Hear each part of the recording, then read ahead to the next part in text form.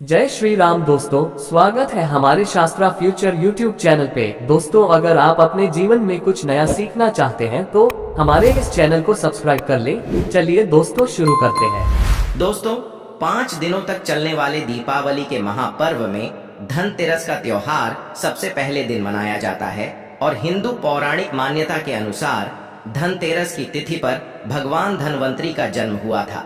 भगवान धनवंतरी को आयुर्वेद और अच्छी सेहत के देवता के रूप में पूजा जाता है।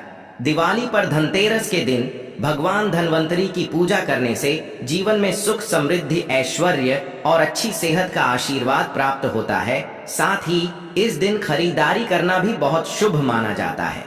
धनतेरस के दिन हर तरह के शुभ कार्य प्रारंभ किए जा सकते हैं। इस दिन विशेष रूप से सोना और चांदी के आभूषण, नए बर्तन आदि खरीदे जाते हैं। धनतेरस के दिन इस प्रकार की विशेष चीजें खरीदने पर माता लक्ष्मी जी का आशीर्वाद मिलता है। ऐसी मान्यता है कि धनतेरस के दिन हम जिस भी वस्तु की खरीदारी करके लाते हैं उसमें 13 गुना की वृद्धि होती है। इसलिए आपको ध्यान रखना है कि कोई भी ऐसी गलती ना करे, ऐसी वस्तु खरीद कर ना लाए जिससे कि अशुभता आ जाए। तो धनतेरस के दिन ये चीजें कौन सी है, खासकर मैं आज के वीडियो में आपको बताऊंगा कि आपको इन 13 विशेष चीजों में से आपको कुछ ना कुछ वस्तुएं खरीदनी ही चाहिए। अगर आप ये सभी 13 वस्तुएं ना खरीद पाएं तो इनमें से जो भी आपकी समर्थ हो वह वस्तु आप घर पर खरीद कर ला सकते हैं। धनतेरस के दिन माता लक्ष्मी जी, कुबेर देवता और धनवंतरी भगवान की पूजा करने से घर हमेशा धन, धान्य, सुख, सुविधा और वैभव से भरा रहता है। धनतेरस के दिन जो लोग सोने चांदी से बने हुए आभूषण या सोना चांदी ना खरीद पाएं, उन्हें भी इस दिन कुछ चीजें अवश्य ही खरीदनी चाहिए। सबसे पहली वस्तु है नई झाड़ू। धनतेरस के दिन नई झाड़ू खरीदना बहुत ही शुभ माना जाता है। झाड़ू को माता लक्ष्मी जी का प्रतीक माना जाता है और ऐसा माना जाता है कि नई झाड़ू से धनतेरस के दिन पहले पूजा करके फिर उसका प्रयोग करने से घर की सारी नकारात्मक ऊर्जा दूर हो जाती है और घर में सुख, समृद्धि का वास हो जाता है। अगर हो सके, समर्थ हो तो धनतेरस के दिन एक झाड़ू का गुप्त दान करना चाहिए। इसे आप मंदिर में किसी चौराहे पर या ऐसी जगह पर जहां से कोई भी जरूरतमंद व्यक्ति इस झाड़ू को उठाकर ले जाए, वहां पर आपको रख देना चाहिए। दूसरी वस्तु है साबुत धनिया।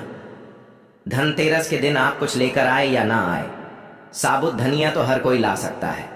साबुत धनिया लाकर दिवाली के दिन उससे पूजा करने के बाद अपने ही घर में क्यारी में या गमले में डालना चाहिए और ऐसा करने से कहा जाता है कि घर में आपके जो भी धन है, जो भी आए हैं, उसमें बरकत होने लगती है। अगर आए दिन अनावश्यक रूप से खर्चे होते हो तो उसमें भी रोक लग जाती है। इस दिन नमक भी खरीद कर लाना चाहिए। नमक अगर आप ढेली वाला लाते हैं तो और भी शुभ है, लेकिन आजकल ढेली वाला नमक मिलना हर जगह पॉसिबल नहीं होता है। तो आप जो भी नमक आपको मिल पाता हो वो नमक आप इस दिन घर पर लेकर आए। धनतेरस से लेकर दीपावली के अगले दिन गोवर्धन और भाई दूज तक आप इसी नमक का प्रयोग करें और इन 5 दिनों तक लगातार आपको नमक का पोछा भी घर में लगाना चाहिए। ऐसा करने से एक तो दरिद्रता दूर हो जाती है और घर से नकारात्मक ऊर्जा भी दूर हो जाती है। चौथी वस्तु जो आपको घर पर लानी चाहिए वो है गोमती चक्र। कहते हैं जिस घर में गोमती चक्र होता है वहां सुख, सौभाग्य और समृद्धि की वृद्धि होती है।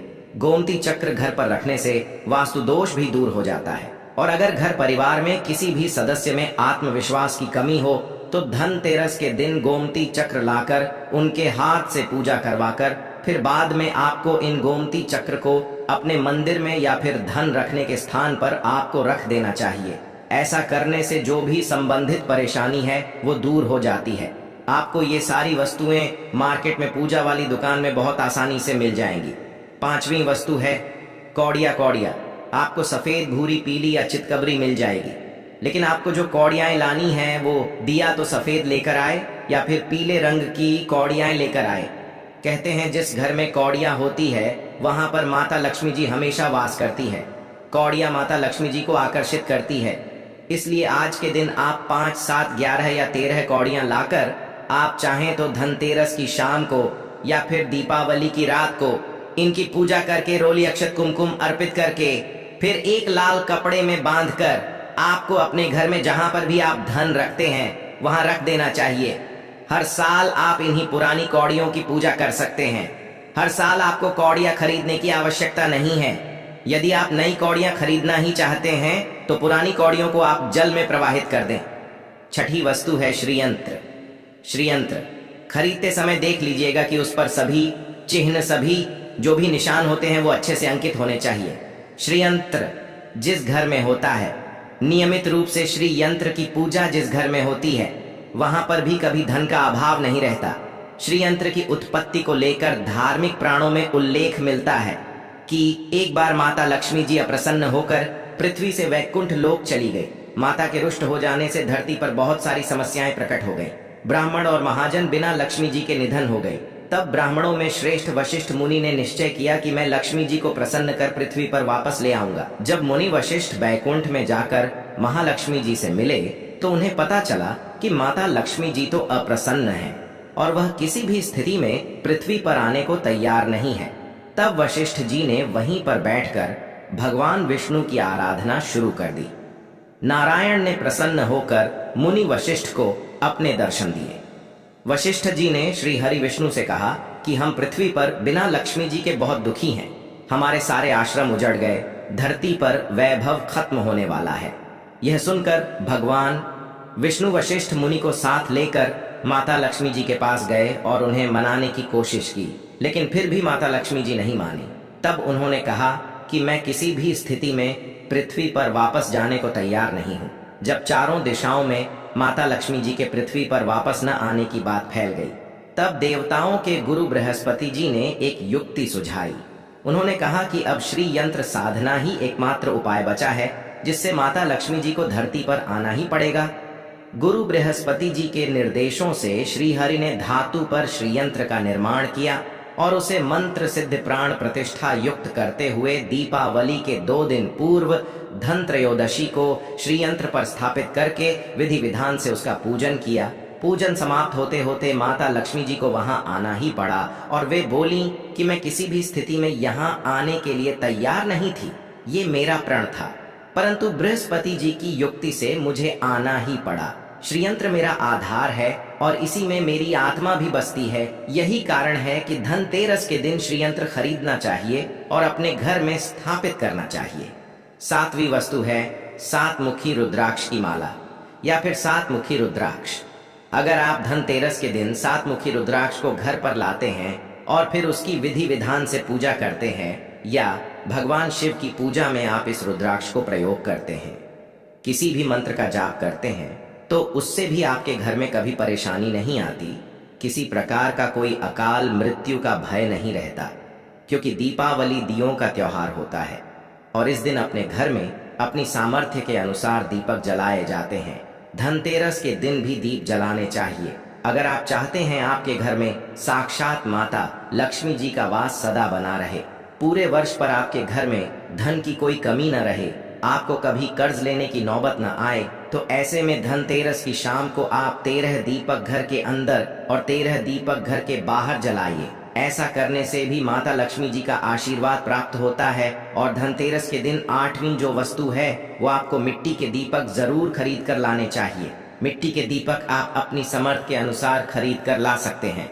अगर हो सके तो किसी जरूरतमंद को जहां पर धन का अभाव हो, ऐसे घर में आप मिट्टी के दीपक का तेल सहित और बाती सहित रुई सहित दान भी कर सकते हैं।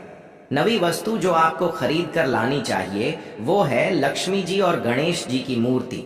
वैसे तो मिट्टी की मूर्ति ही घर पर लाना शुभ होता है, लेकिन यदि आप मिट्टी की मूर्ति ना लाना चाहे तो धातु की मूर्ति, जैसे कि आप चांदी की, सोने की या पीतल की मूर्ति भी घर पर ला सकते हैं।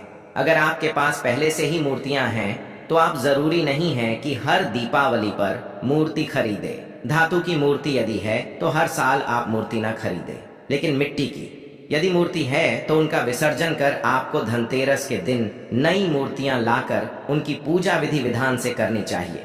धनतेरस के दिन खरीदी गई नई मूर्तियों की पूजा आपको दीपावली की शाम को करनी चाहिए।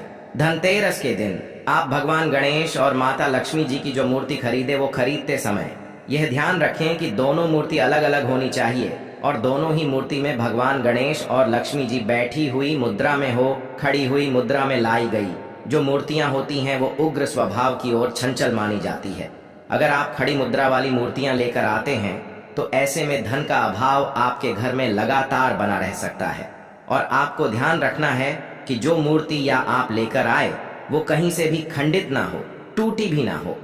गणेश जी की प्रतिमा खरीदने से मैं ध्यान रखें कि उनकी जो सूंड है वो बाईं तरफ मुड़ी हुई हो और उनका वाहन मूषक भी उस मूर्ति में जरूर बना हो, और भगवान गणेश के एक हाथ में लड्डू या मोदक भी होना चाहिए।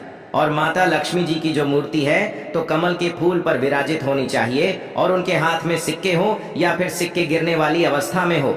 ऐसी मूर्तियां घर पर लाना बहुत शुभ होता है। बहुत से लोग आज के दिन उल्लू पर विराजमान मूर्तियां फिर तस्वीर घर पर लेकर आते हैं, लेकिन आपको हाथी या फिर कमल के फूल पर विराजमान माता लक्ष्मी जी की मूर्ति या तस्वीर ही घर पर लानी चाहिए। कभी भी प्लास्टिक ऑफ पेरिस, जिसे पोप कहते हैं, प्लास्टिक की मूर्तियां इस दिन नहीं खरीदनी चाहिए और ना ही पूजा में उनका प्रयोग करना चाहिए। आप केवल मिट्टी की या फिर धातु की मूर्ति कहीं लेकर आए, अष्ट धातु की मूर्ति भी आप ला सकते हैं। धनतेरस के दिन आपको जो 10वीं वस्तु खरीदनी चाहिए वो है कुबेर यंत्र। कुबेर यंत्र जिस घर में होता है वहां पर धन के देवता कुबेर का वास होता है, साथ ही माता लक्ष्मी जी भी वहां पर वास करती हैं। आपको उत्तर दिशा में ही धन कुबेर यंत्र की स्थापना करनी चाहिए। इस दिशा का सही निर्माण परिवार में समृद्धि और खुशियों को लेकर आता है। साथ ही अगर आपके घर में किसी तरह का कोई वास्तु दोष है तो वो दोष भी दूर हो जाएगा और व्यापार में आपके कारोबार में खूब बरकत भी होगी। कई बार लोग खूब मेहनत करने के बाद भी उतना धन नहीं कमा पाते जितनी आप मेहनत करते हैं, और मेहनत करने के बाद भी आपके धन की तिजोरी खाली ही रहती है। तो उसे पूरा साल भरा रखने के लिए आपको धनतेरस के दिन और दिवाली के दिन कुबेर यंत्र की विधि विधान से पूजा भी करनी चाहिए।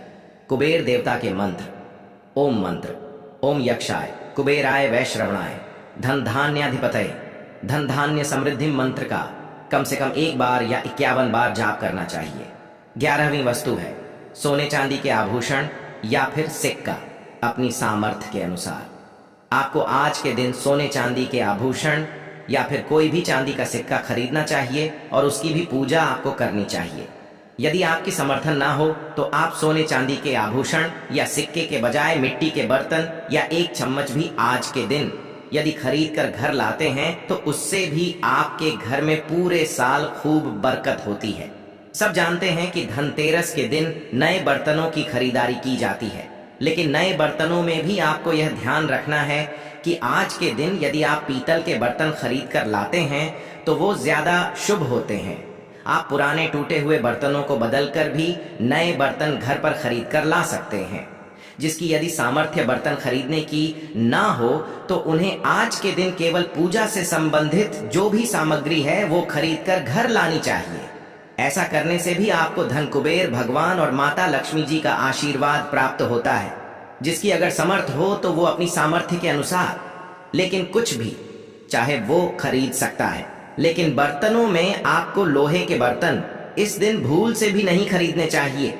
लोहे के बर्तन खरीदने से एक तो शनि दोष लगता है, शनि ग्रह से संबंधित परेशानियां आपके जीवन में आपकी कुंडली में घर परिवार में आ सकती हैं और राहु केतु ग्रह भी पलवान हो जाते हैं। 13वीं वस्तु है पूजा का सामान और धार्मिक पुस्तकें।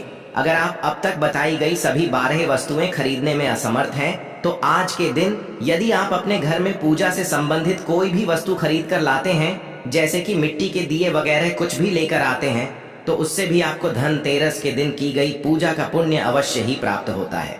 अगर आपको पूजा से संबंधित कोई सामान लाना है जैसे कि रोली, अक्षत, कुमकुम, कलावा या फिर कोई भी सामान लौंग, इलायची, पान, सुपारी, बताशा, तो वो भी आप इस दिन खरीद कर ला सकते हैं।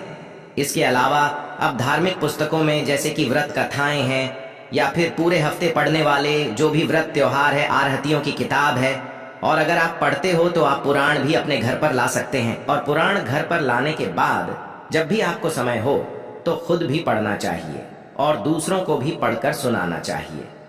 ये सारी वस्तुएं यदि आप इनमें से कुछ भी या सारी वस्तुएं भी खरीद कर लाते हैं तो उससे कहा जाता है कि आपके घर में पूरे वर्ष माता लक्ष्मी जी की कृपा बनी रहती है। घर में कभी भी आपको कर्ज लेने की स्थिति नहीं आएगी। आप जितना भी कमाएंगे उसमें आपको 13 गुना की वृद्धि मिलेगी। ये जानकारी अगर आपको पसंद आई हो तो वीडियो को लाइक करके हमारे चैनल को सब्सक्राइब जरूर